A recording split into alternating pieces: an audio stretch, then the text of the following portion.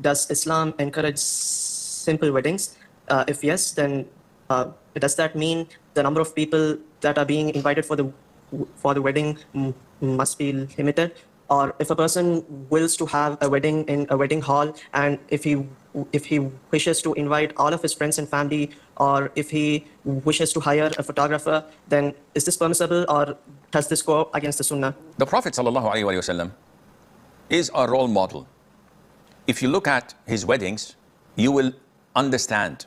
When Abdurrahman ibn Auf, may Allah be pleased with him, came to him, and he looked fresh and clean. So he said, "What's new?" So Abdurrahman said, "I got married." So the Prophet said, "Alayhi, how much did you give her as a dowry?" And he said to him, "I gave her a date seed, which is this much of gold," which means that it might be like 10 grams or so.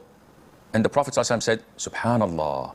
He thought that that was a lot compared to the tens of thousands that people spend today as a dowry, in addition to the gold, in addition to the different requirements of the bride and her family, and for the wedding on various days. So the norm in Islam is to keep it simple.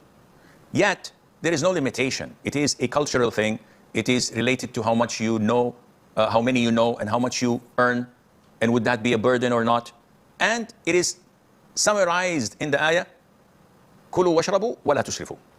Eat and drink, and do not become spendthrift. Do not use any extravagance, because this is haram. So if I know half of the town personally, and they invite me every single night to a wedding here and there, and I'd like to return the favor, and I have a good income, and I hire a decent hall, not a 5-star hotel. This is throwing the money away. No, a decent hall where I bring decent food that suffices those whom I'm going to invite, even if they are 300, 500, 1,000. Ensuring that the extra food would be given to the poor immediately after the wedding is over. Nothing is going to be thrown away or wasted.